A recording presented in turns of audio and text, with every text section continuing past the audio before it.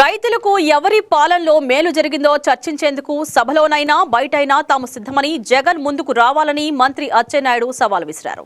గిట్టుబాటు ధర అందని సమయంలో రైతులను అన్ని విధాలా ఆదుకుంటున్నామని వెల్లడించారు.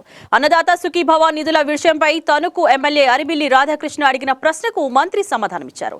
వెబ్లాండ్ లో దాదాపు 29 మంది ఖాతాల వివరాలు తప్పుగా ఉన్నాయని వాటిని సరిచేస్తున్నామన్నారు.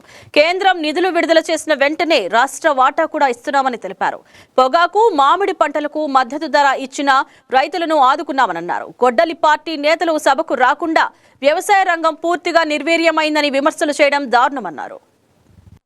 ఎరువులు అందులో యూరియా అధ్యక్ష విపరీతంగా యూరియా వాడడం వల్ల చాలా ప్రాబ్లమ్స్ వస్తున్నాయి హెల్త్ లో. అందులో క్యాన్సర్ వస్తుందని చెప్పి ప్రధానమంత్రి గారు గ్రహించి యూరియాని ఏ పంటకి ఎంత మోతాదులో అవసరం ఉందో అంత మోతాదులో వినియోగించమని చెప్పి ప్రధానమంత్రి నుంచి అందరం కూడా మాట్లాడుతున్నాం అధ్యక్ష. అయితే మనం అది ఆచరించడంలో జరగటం లేదు. చాలా ప్రయత్నాలు చేస్తున్నాం, కానీ రైతు యూరియా వేస్తే బాగా పంట వస్తుంది, 1-2 బస్తాలు దిగుబడి వస్తాయి కాబట్టి యూరియా విపరీతంగా వేస్తున్నారు అధ్యక్ష. దీన్ని గ్రహించిన తర్వాత కేంద్ర ప్రభుత్వం ఈ సంవత్సరం ఏం చేసిందంటే దేశంలో కొన్ని జిల్లాల్ని సెలెక్ట్ చేసి కేంద్ర ప్రభుత్వం ఒక యాప్ ఇచ్చి ఆ యాప్ ద్వారా ఎవరైతే వ్యవసాయ శాస్త్రజ్ఞులు ఏ పంటకి ఏ జిల్లాలో ఎంత యూరియా ఉండాలి, ఎంత డిఏపి ఉండాలి అనేది ఒక నిర్ధారణ చేశారు అధ్యక్ష. ఆ నిర్ధారణ ప్రకారం ఆ జిల్లాల్లో ఈ యాప్ ద్వారా యూరియా ఇమ్మని చెప్పి ఆదేశాలు ఇచ్చారు అధ్యక్ష. అది మన రాష్ట్రానికి వస్తే కాకినాడ జిల్లా, కృష్ణా జిల్లాల్లో ఈ 2 జిల్లాల్లో పైలట్ ప్రాజెక్టుగా చేయమన్నారు. ఈ 2 జిల్లాలు పైలట్ ప్రాజెక్టుగా ప్రారంభించాం. ఇదే సందర్భంలో సైమల్టేనియస్ గా ఏపీ ప్రభుత్వం ఏపీ ఎయిమ్స్ అని చెప్పి ఒక మంచి యాప్ కూడా తీసుకొచ్చి ఈ యాప్ ద్వారా వ్యవసాయ రంగంలో అన్ని కార్యక్రమాలు చేస్తున్నాం.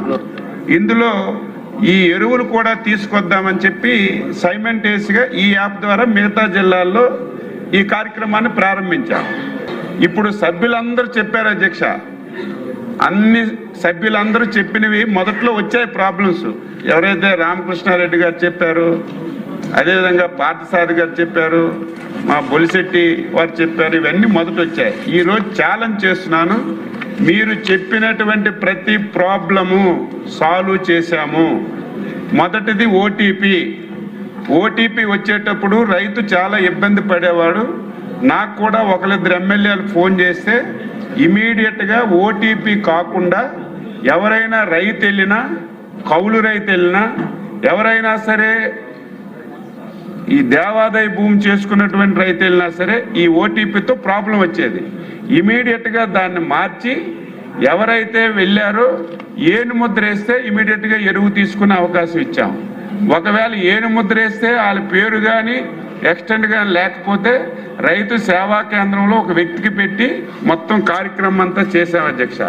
చరిత్రలో అధ్యక్ష ఈ సంవత్సరం యాప్ పెట్టిన తర్వాత కౌలు రైతుల అధ్యక్ష 3,20,880 మంది ఓన్లీ కౌలు రైతుల అధ్యక్ష, భూమున్న రైతులు కాదు. ఈ యాప్ పెట్టిన తర్వాత ఈ రాష్ట్రంలో అన్ని జిల్లాల్లో 3,20,880 మంది 23,04,480 బస్తాలు ఒక కౌలు రైతులే కొన్నారు అధ్యక్ష.